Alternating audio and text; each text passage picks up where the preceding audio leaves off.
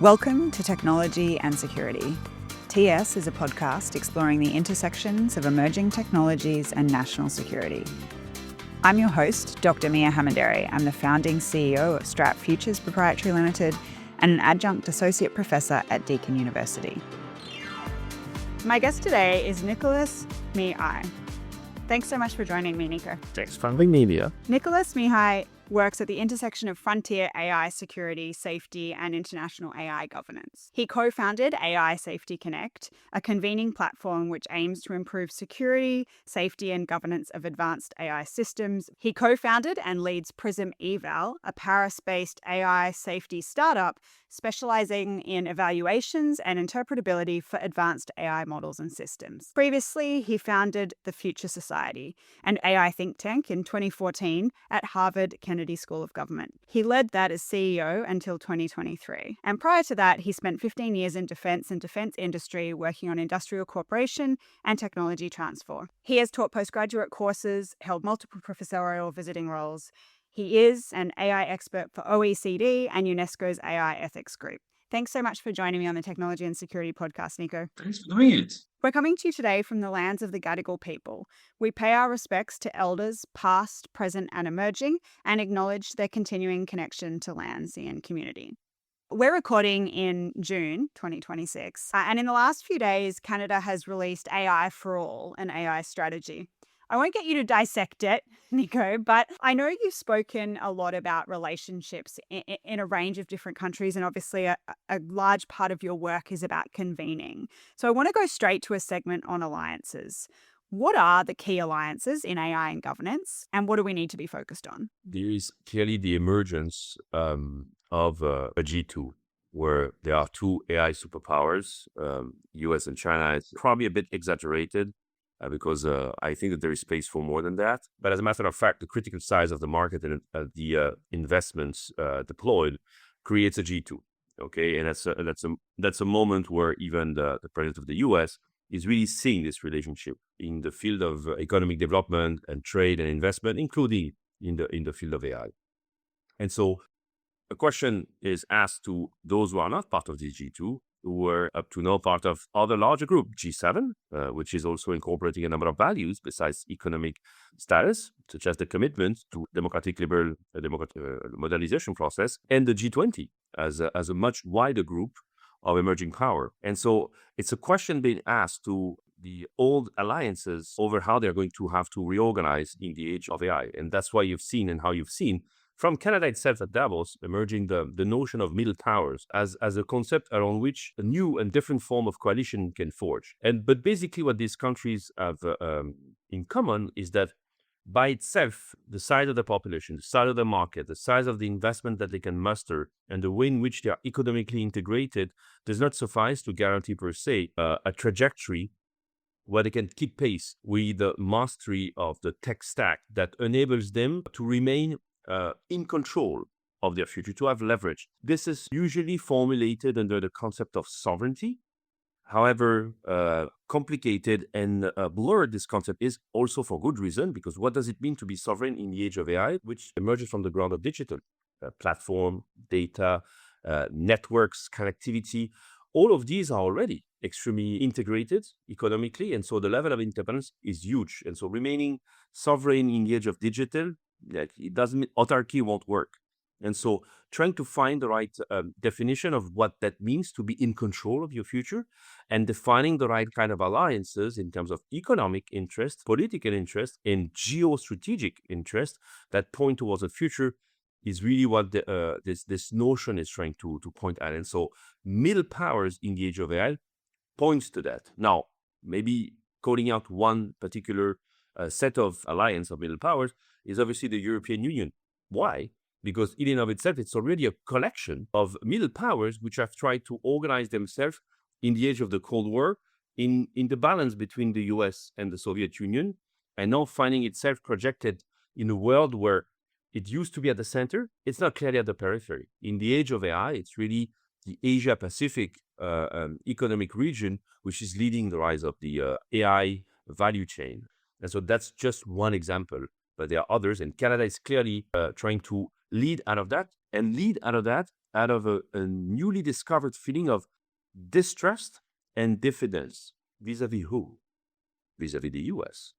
The way in which the US has decided to, under the current administration, to reorganize its alliance and its friendship with old friends and allies on its continent and beyond is stirring discomfort, strategic discomfort in Europe vis-a-vis the way in which the war on Ukraine and dealing with the potential of an aggression, a deepened aggression of Russia is handled, and beyond trade and investment. So it's really, let's also call it out.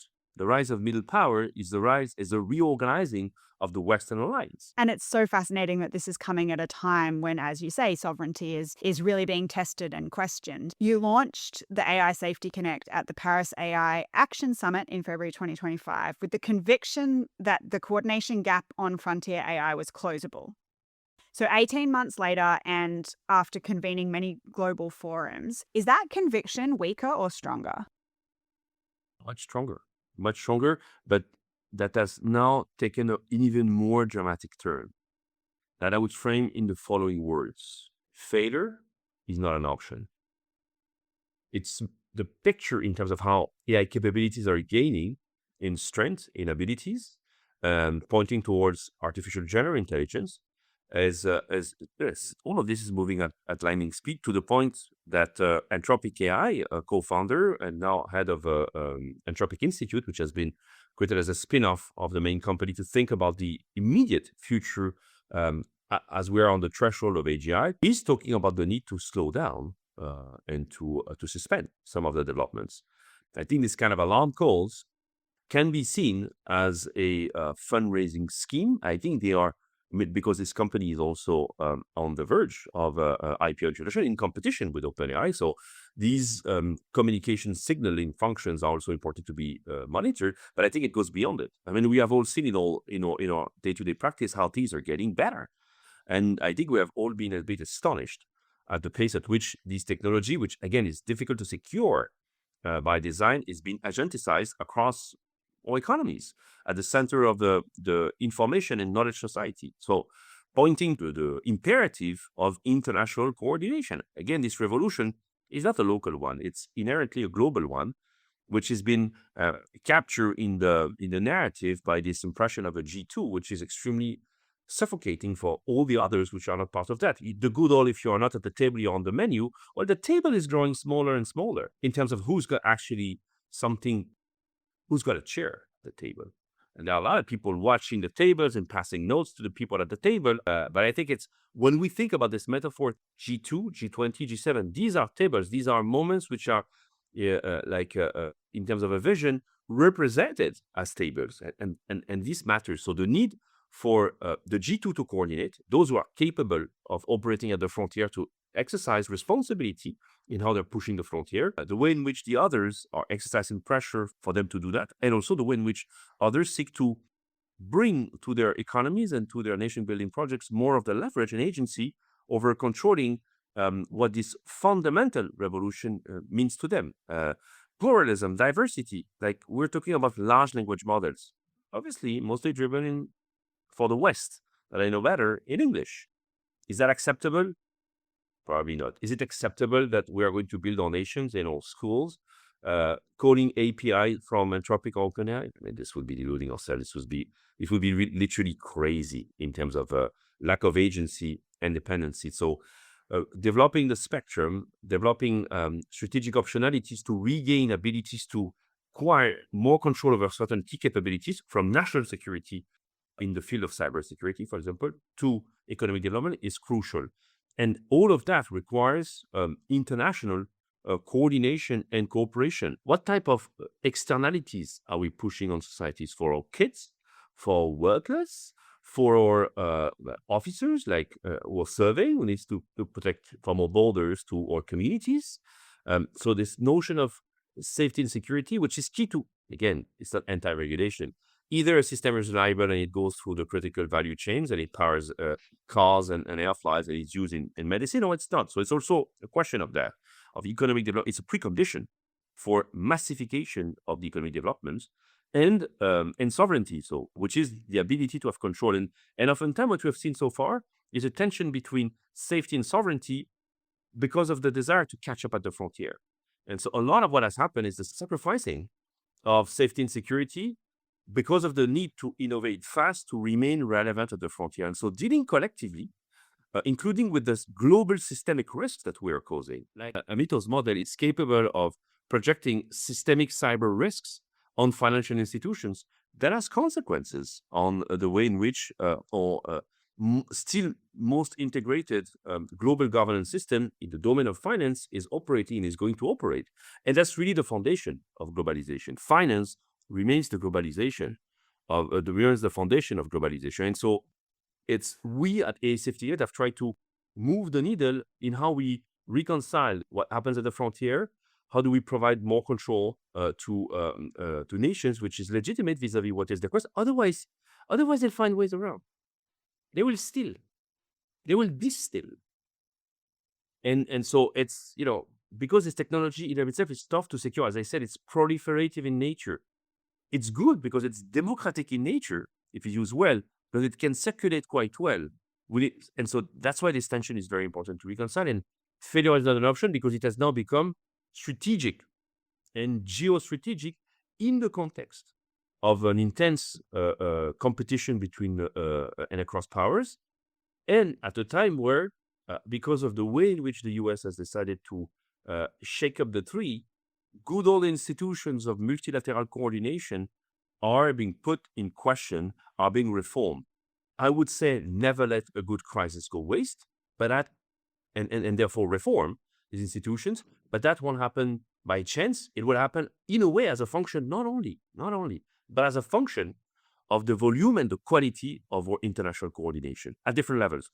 Like obviously it's multi-stakeholder, it's not only policymakers, it's not international only, it's global. But we also need, absolutely because of its geostrategic nature, policymakers at the center. And it is to go from the working level to the top. Like we need political leadership. That's what Bletchley Path was about. And we need also capacity building at the working level and across. It's really a function of international coordination that has to be non-naive, that has to be humble, and that has to be quite intense. So to summarize, at a time where we need ever more international coordination, it's becoming more difficult because of the crisis of multilateralism. I know you've spent some time working on inclusive AI strategies for a number of different countries. When you look forward, say 2 to 5 years, what are the countries that are not countries that we think of as being key in this debate, which will actually be huge movers of the future? You said the positive deviance? Not because they're necessarily going to be at the frontier, but countries who have large populations who are able to adopt new technologies quickly and, have large markets essentially that we don't think about necessarily because we're still bound in that old kind of power structure of globalization and those international relationships. And one of the exciting things about technology, as you say, is the opportunity for reconsidering the way that we do things. One example, Korea. And one explanation as to why Korea is so interesting, and that drives or that points in the direction of what are the things we should monitor and look for. Korea is history of a fantastic industrialization and fantastically successful industrialization policy and nation building project over the past 40 years, even more. When I was a little kid growing up in Paris, Korea means what? Like toys in plastic? And now it means a fantastic position at the center of the semiconductor value chain, coupled with a very impressive positioning at the level of terminals, from smartphones to networks, to compute. At the application level, much less. I was expecting you to say K-pop. K-pop also culturally, but it's a great point because culturally, that too, in parallel of an enduring struggle for and towards democracy, that too exposed to a military existential threat. If you've been to Seoul, the DMZ is at the shelling distance with a 155 good old caliber 52 howitzers, like it's shellable. And so the distance, so we talk about missiles, but we're going to also talk about more traditional artillery. So this distance creates a strategic mindset of its own nature and a enduring pressure of the military question in the way in which the nation is built and how democracy is organized as a collective preference selection model and optimization model. So I think that's a good example of a surprising, because it's a relatively small economy that has succeeded at deploying itself and integrating itself economically from Europe to the US and to China, and really going industrial all the way, including in defense. Like militarily, the way in which the military industrial complex of Korea has advanced and is capable of now developing and industrializing its whole ultra-wing platforms, in part fixed wing platforms, intelligence systems. I think it's things as meaning C4ISR stuff. It's quite impressive that the way in which Samsung, Hyundai, and these conglomerates have been able to straddle the military and civilian and go into digital hardcore. I mean, from car to smartphones. Like the alliance between Samsung as a phone and Android is a very good example of Korean knowing where to stop in there and how to ally themselves in the pursuit of that. The position of Hyundai in high bandwidth memory, which is really critical in the compute, in the chip packaging of AI compute, is a good example of that. It's a small economy that has managed to overcome its limitations with a lot of great choices that point to education, to research, to science, to industrial policy, to innovation policy. I mean, that's why I flag this one as a great example.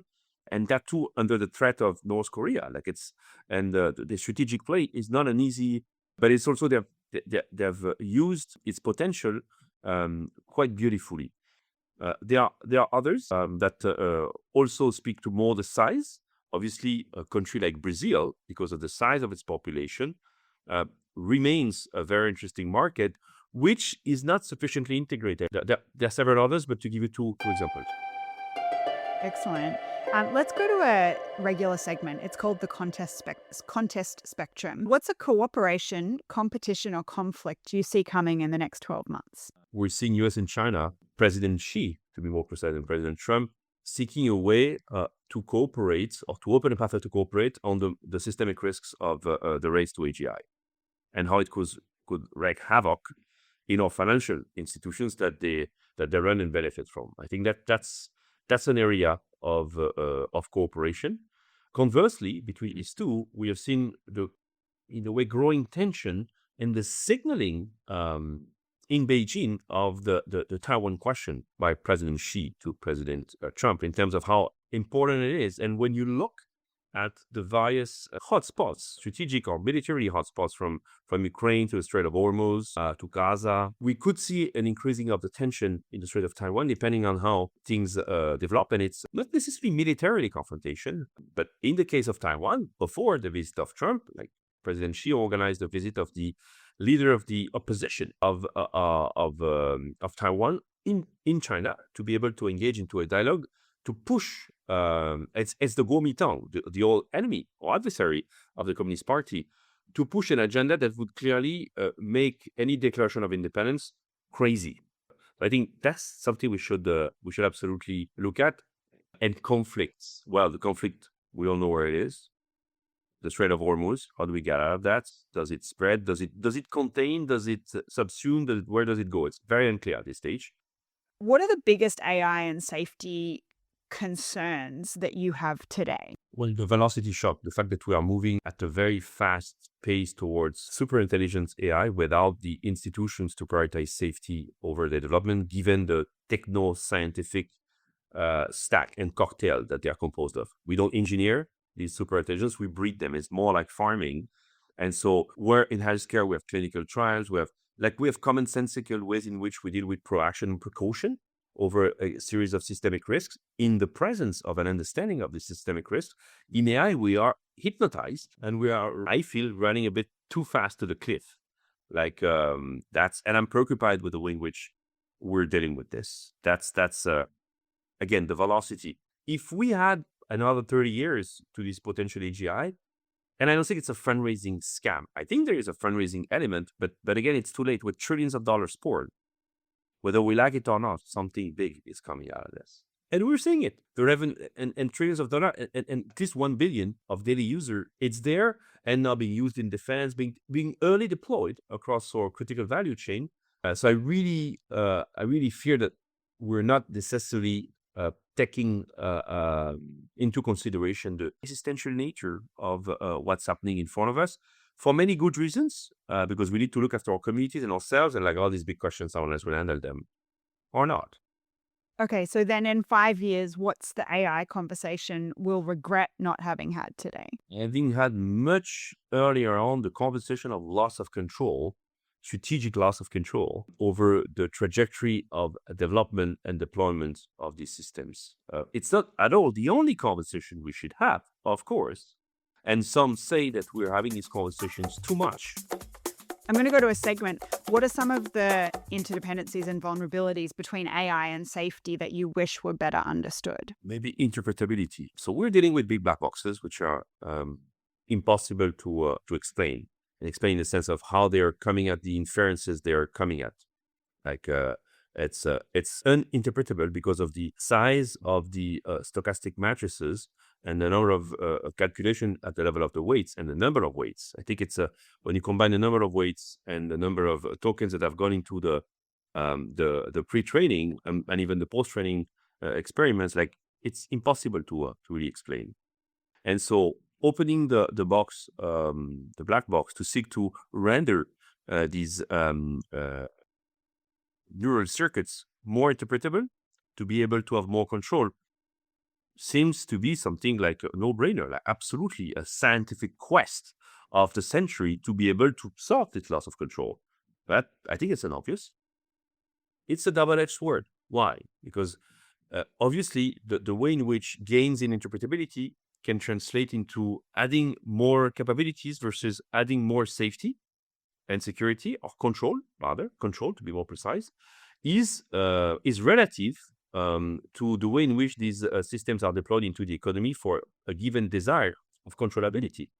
And so it's a necessity. It's not necessary that gains in interpretability will translate into safety. They could improve marginally performance and actually accelerate further the deployment of certain and the development of certain capabilities without translating into gains in safety. And so that's why, like, strategic techno-scientific pathways to security and control have to be looked and have to be better understood and analyzed with the right framework, which do not exist today, in terms of what's the, all things being equal, and what's the dynamic result of any gains in that.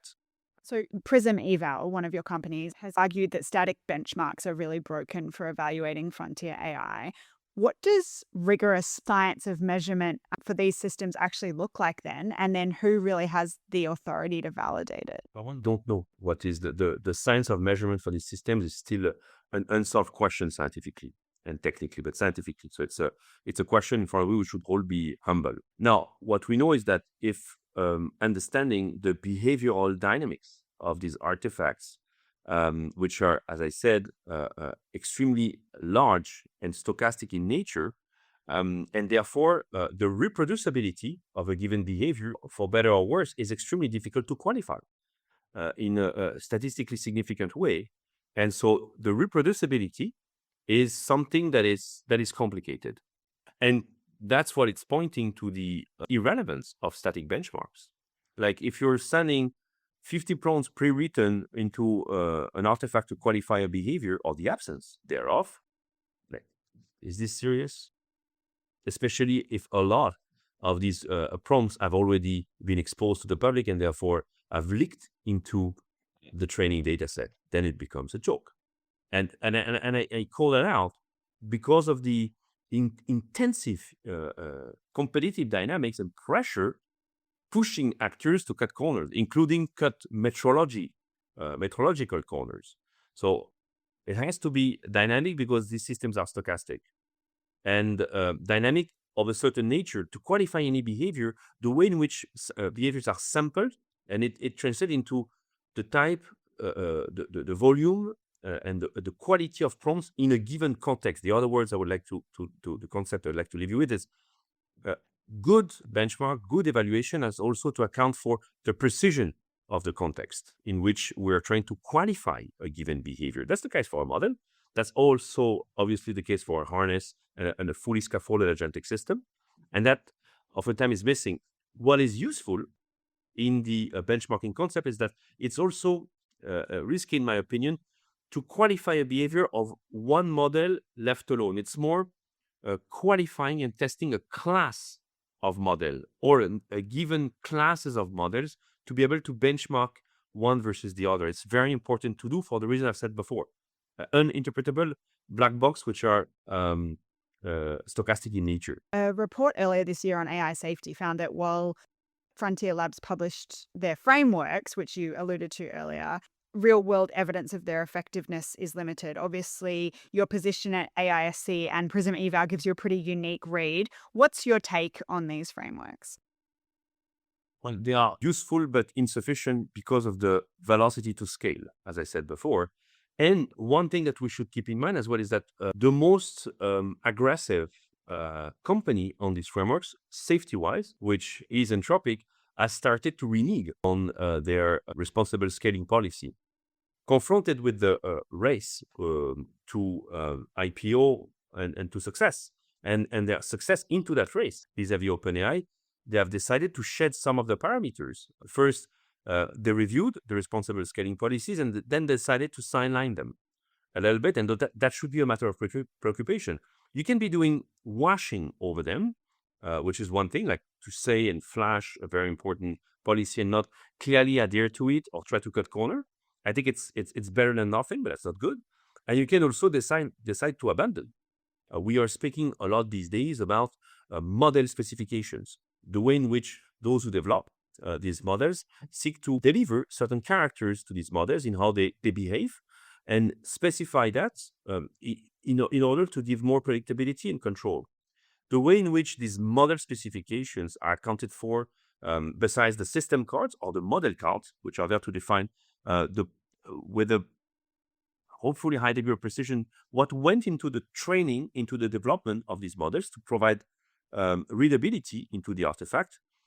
All of that needs to move forward in terms of a driving safety framework. So, in other words, when we started at Bletchley Park defining these frontier voluntary commitments, the picture in terms of volume and levels of autonomy and capabilities was much more limited than what it is today.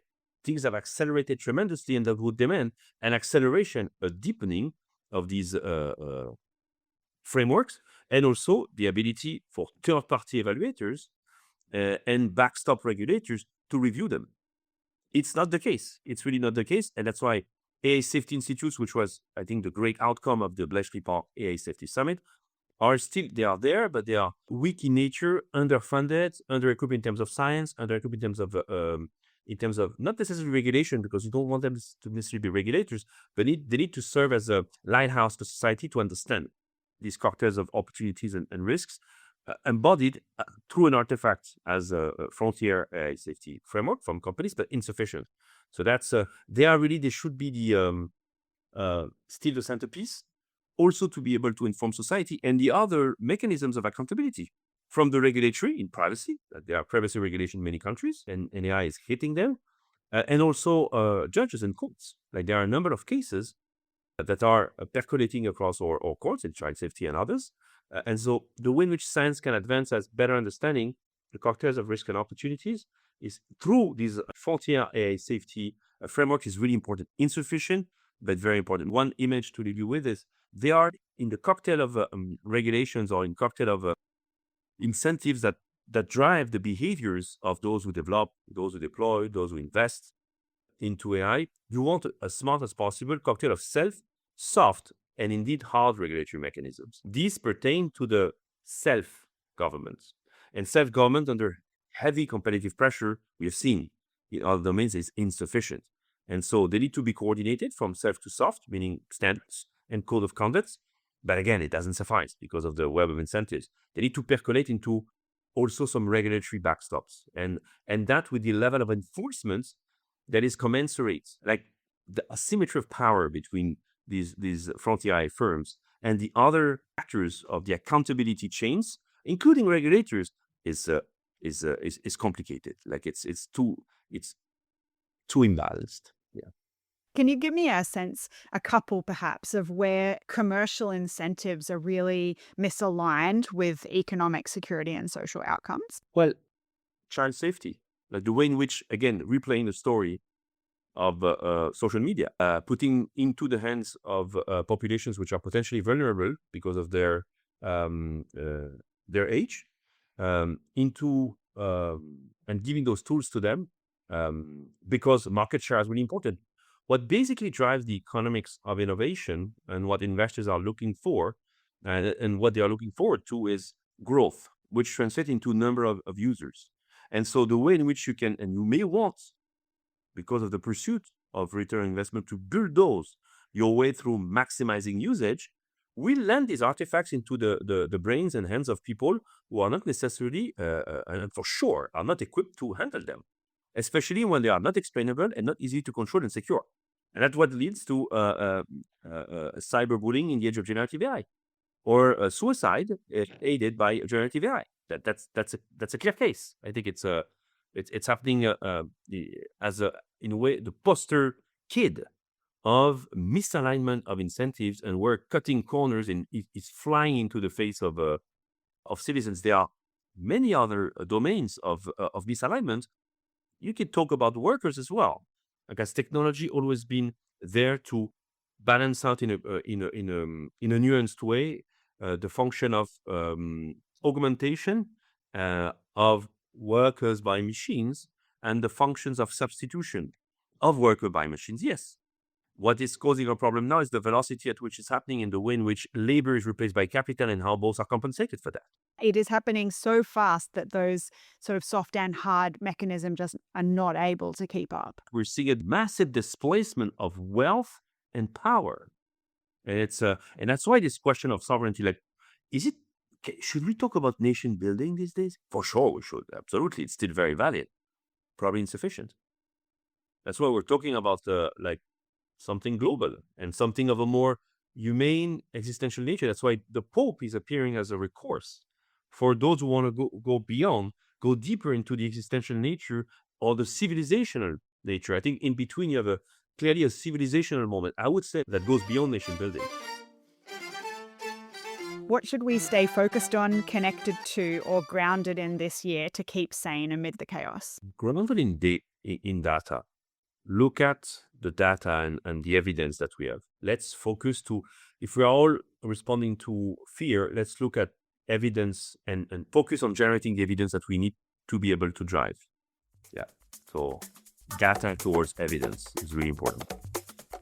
We've got a segment called Emerging Tech for Emerging Leaders, and this velocity of change that you've highlighted a number of times obviously requires adaptation at a really quick rate too. What do you see as the biggest shifts for leaders and leaderships from AI? As I said, again, the velocity at which some of the most fundamental social contracts are being reworked, whether they like it or not. And so it's really like rediscovering the toolbox. We need to go fast and be inclusive, like to create a critical mass of democratic power to say, hey, XYZ, this is no, or this is yes, yes. The leverage, like, and the response you have is, no, if you want my data center, the copyright data goes. What? Yes, it goes. And it's moving fast. So either we go to you or we go to your competitor, I don't know, Thailand, Malaysia. Sorry, we have to move fast, this competition. And so panic reaction is a natural reaction, but it's really bad. And that's why preparedness and a critical mass of support, across party, cross expertise, which is really, really hard and needs to be cultivated. Yeah. And so nurturing national conversation. And I think these two can run in parallel, a very technocratic like conversation policy making, and an eminently political conversation. It's very political, and aggregating the two at the required level of speed is extremely difficult. It's amazing that we've actually had to deal with incredible existential global threats before, and we've created entire multilateral institutions. It's almost like we've forgotten we actually can do this. Even though the world has changed and we're doing it in a different way, it's sometimes easy to forget that globally, we have confronted some really difficult things before. Yes, absolutely. And succeeded. I'll go to my last couple of segments. One is called Disconnect. How do you wind down and unplug? Number one, I don't sufficiently. Okay. we are part of the problem. This addiction, because it's really an addiction. We speak about child safety, but we don't necessarily speak about the role of the role of parents and their own addiction to digital devices in dealing with that. So number one, not sufficiently. Number two, I tend to have a kind of a radical approach, which has a name, kite surfing. I don't kite surf enough, but trust me, to type a message when you're kite surfing is impossible. I'm extremely far away from the championship level where that could be. I'm sure it's possible, but really, it means that you spend your life on the kite to be able to control the kite.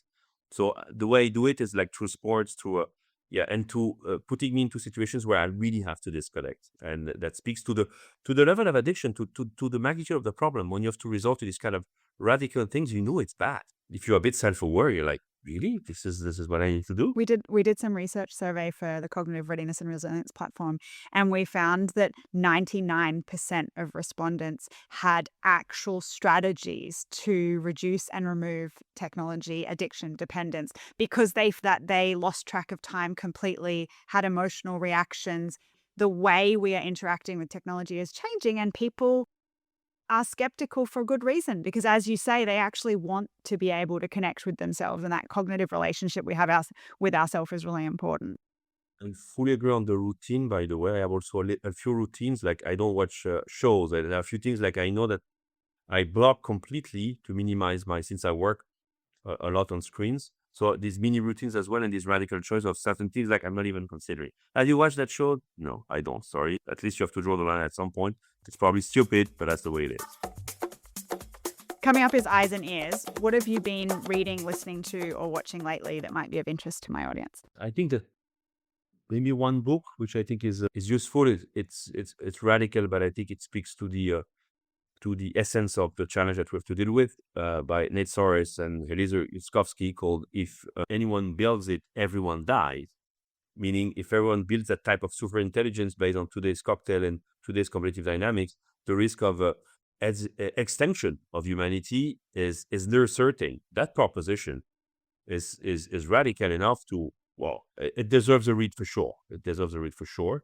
You've previously said that AI safety is no longer a technical issue, it's a diplomatic one, and you've kind of just expounded on that in this interview. Diplomacy moves in years and AI capabilities move in weeks. What other governance instruments can match that pace, and what can people do to have that confidence? As you've said, Miah, there was a time when diplomacy moved in seconds. We know, and our political leaders have already faced in the past situations whereby they have had to react to situations, be it COVID, be it other viruses, be it the dealing with the nuclear power. I think this is not unknown. And I think that we should not panic and go back to the fundamentals and seek to accelerate and disrupt marginally these fundamentals. I think it's really important to not shed, to find the right balance between institutional innovation from what we have and reinventing something new. I'll give you an example.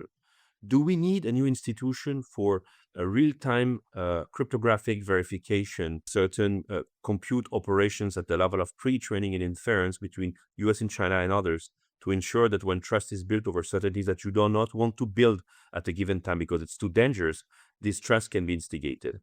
Does that warrant a new institution? I think so. Should that institution be marked and emerge of the rule of law in the form of a treaty, which is a very old institution? Yes, I think so. That's an example of not reinventing the wheel, but innovating at the pace that we need. I think that's possible.